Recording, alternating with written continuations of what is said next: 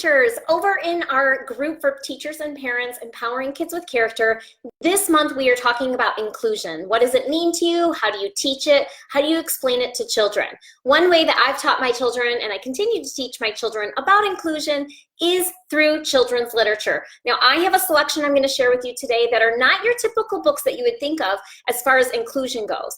When I think of inclusion, I think of maybe children with special needs, and so those would be books with children with special needs. I actually selected books with children who are different, and they may not have a specific disability, but they're different than the average individual, and how can we include them in what we are doing, right? And to make them feel like they are part of the group. So anyways, I'm trying to go off the beaten path as far as if you were to go to Pinterest and look up books for inclusion, you would find books about children with special needs, which are fantastic, but I want to add to that. The first one I want to share with you is Shaking Things Up, 14 Young Women Who Changed the World. And I always take off the book jackets of my hardcover books because my kids are still young. So this book right here is written by Susan Hood. The next one is Two Speckled Eggs by Jennifer Mann. And I would love for you to comment below your favorite books to teach inclusion. Here is one, Leo the Late Bloomer. I used to read this book when I taught first grade to parents at curriculum night by Robert Krause. The next one is Skin Again, right? We want to include others of different skin colors. So it's not just disabilities, but it's children from different economic backgrounds, from different countries. It's children with different skin colors by Bell Hooks. This one, and I don't normally suggest books with characters that are not children, like Leo the Late Bloomer, and this Stella Luna by Janelle Cannon. It's a little bat.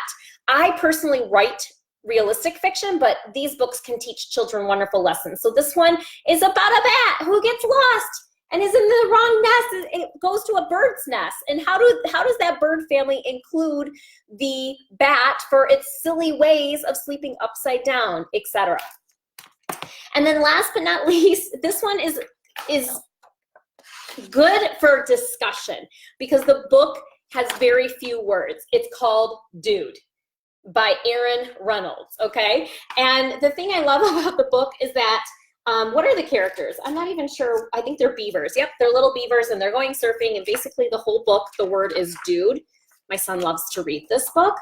And the beavers meet a shark, and so you can talk about how did they feel about first meeting the shark, what happened, how did the shark feel about this meeting the beavers, and talk about examples of inclusion in that book.